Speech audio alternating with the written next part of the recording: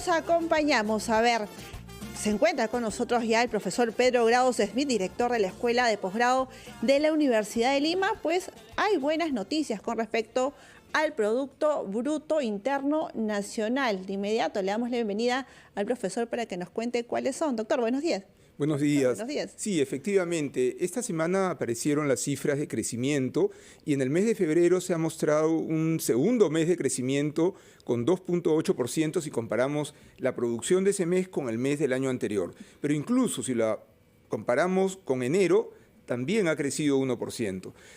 2% es insuficiente, pero estamos creciendo y muy probablemente el primer trimestre, y esto recién va a aparecer en mayo, ya la cifra sería positiva, con lo cual habríamos cerrado esta etapa complicada de recesión, ¿no? Por otro lado, buenos días, te si saluda hablamos César de... No, sí, adelante. No, termine usted, profesor, termine usted la explicación, disculpe. Si hablamos de los sectores que más se han dinamizado, es interesante analizar la minería, que ha crecido 16%, la importancia de la minería para el Perú, y también la construcción, que estaba en recesión, ha crecido 6%, y entre estos dos sectores son más o menos 20% de la economía, ¿no? Profesor, lo que yo quería consultarle es este crecimiento, si bien es cierto, como usted menciona, todavía es menor, ¿ya se puede empezar a medir en los bolsillos de los peruanos, de nuestros oyentes, por ejemplo, que nos están escuchando en los mercados, en el transporte, en su trabajo, o todavía no se genera el impacto en ellos? A ver, eso había un impacto tímido. Si analizamos las cifras de empleo, hay un crecimiento de empleo. El crecimiento de empleo trimestral es de 4. Si vamos a marzo, 300.000 personas han obtenido empleo. Eso es en Lima Metropolitana nada más, si analizamos marzo de este año con respecto a marzo del año anterior. Pero para realmente que las personas sientan el crecimiento, se requiere sobre todo empleo en la actividad formal, que es mejor remunerada y con seguridad social, y no tanto en la informal, y probablemente requerimos crecer a niveles de entre 4 y 6%. Voy a poner un ejemplo si nos comparamos con Chile, ¿no? Más o menos el Producto Bruto Interno per cápita, es decir, todo lo que producimos o todo nuestro ingreso entre la población, en el Perú es la mitad de Chile. Entonces, si Chile no creciera 10 años, nosotros tendríamos que crecer 7% durante 10 años para tener el nivel de vida promedio que tiene Chile. O sea, hay un camino por recorrer importante y por eso es fundamental realmente que promovamos la inversión en general y que logremos crecer a niveles de entre 4 y 6%, ¿no? Profesor, ¿y cuáles son los riesgos que podrían frenar este crecimiento? Porque hay inestabilidad política. Bueno, el principal riesgo es precisamente la inestabilidad política. Hace aproximadamente 10 años, algunos economistas consideraban que en el Perú la línea política iba separada de la línea económica. En lo macroeconómico y en la estabilidad eso todavía funciona. Tenemos una inflación baja, altas reservas internacionales para enfrentar una crisis internacional. Pero si queremos crecimiento, necesitamos confianza. Y si necesitamos confianza, no podemos estar cambiando las normas o no haciéndole caso a los especialistas. Un ejemplo que comentábamos la semana pasada. La Superintendencia de Banca y Seguro, el Banco Central de Reserva, la Asociación de Instituciones Financieras, las pequeñas y las grandes, todas le dijeron al Congreso: no pongas límite a las tasas de interés, que vas a excluir a gran parte de la población pobre. Lo pusieron, hoy día lo están revisando, en buena hora lo hicieron con buenas intenciones, y lo más probable es que si finalmente disminuyen o eliminan estos topes a las tasas, nuevamente parte de la población va a poder acceder al crédito formal, que es significativamente menor en tasas que el informal y además sin sistemas de recuperación violenta, por no hablar del gota a gota. Entonces, háganle caso a los especialistas. Por algo, así como un médico opera y estudia 10 o 15 años, un funcionario del Banco Central tiene 10 o 15 años de estudio y de experiencia. Si el funcionario del Banco Central dice hay que ir por acá, no digan, no, yo sé más, yo estoy con el pueblo, y finalmente no le hacen caso al especialista y todos pagamos las consecuencias. Y sobre todo cuando son proyectos que afectan a largo plazo, porque quizá a corto plazo puede parecer beneficioso para todos, pero a largo plazo podemos tener problemas como ocurre con los retiros de algunos fondos. Y profesor, ¿qué tendría que hacer el gobierno y el sector privado para justamente seguir impulsando este crecimiento? A ver, el gobierno tiene que poner estabilidad en la regla de juego y tener una visión clara de largo plazo. Como bien comentaba César, eso es fundamental. Todos en el corto plazo queremos tener dinero en el bolsillo, pero no nos damos cuenta que parte de ese dinero tiene que estar orientado a la pensión y a una especie de seguro para el desempleo. Justo el CTS, que es algo que muy probablemente se apruebe en el Congreso, sí, las personas nos ponemos contentos porque nos dan liquidez, pero si por alguna razón perdemos el empleo, nos quedamos con cero.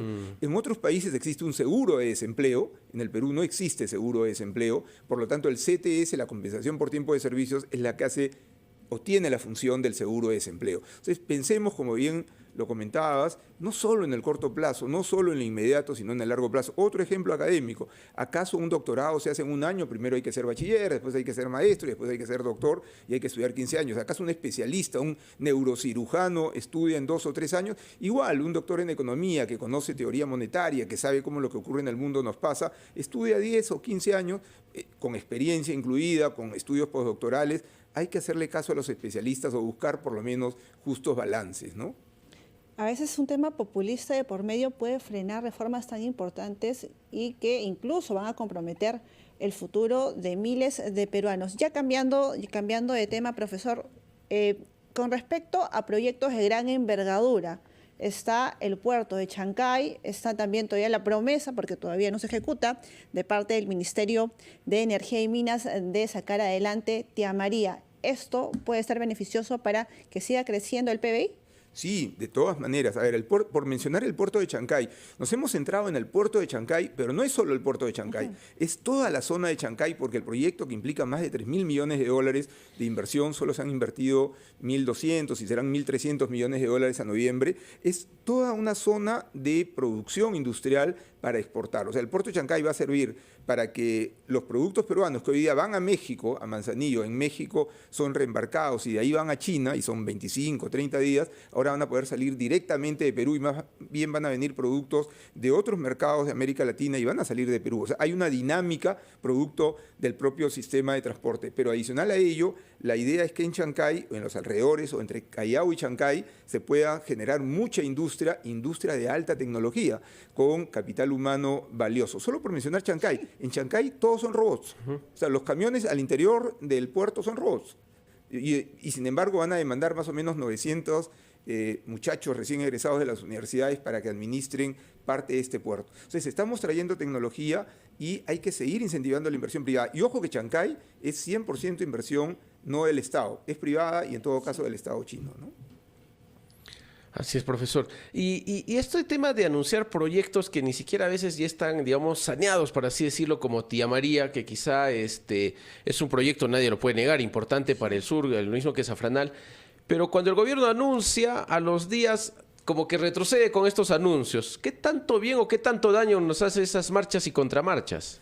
No, nos hacen muchísimo daño, ¿no? Muchísimo daño. Yo creo que lo que hay que hacer ahí es todo un trabajo de conversar con la población, mostrarle a la población los efectos directos de beneficio, mejorar la posta médica, mejorar la educación y explicarles que además, por ejemplo, el proyecto original, entiendo, iba a utilizar agua de los ríos, ahora es una planta desalinizadora. El proyecto está prácticamente listo, pero para sacarlo adelante hay que trabajar mucho con la población. Probablemente siempre van a haber opositores, y hay dos tipos de opositores, ¿no? Los opositores que no conocen realmente la magnitud y todos los controles que se van a poner y se van a establecer para llevar adelante el proyecto, pero también existen estos, yo llamaría opositores rabiosos, que más están en función de un tema ideológico y que no pueden ver la inversión privada cuando realmente el mundo ha crecido y se ha desarrollado en función de la inversión privada, ¿no? Pero no solamente en base a opiniones ideológicas podemos frenar. No se debe frenar la economía de un país debido a este tipo de intenciones. Profesor, muchas gracias por estar en la rotativa del aire, como siempre. Muchísimas gracias. Teníamos al profesor Pedro Grados Smith, director de la Escuela de Posgrado de la Universidad de Lima.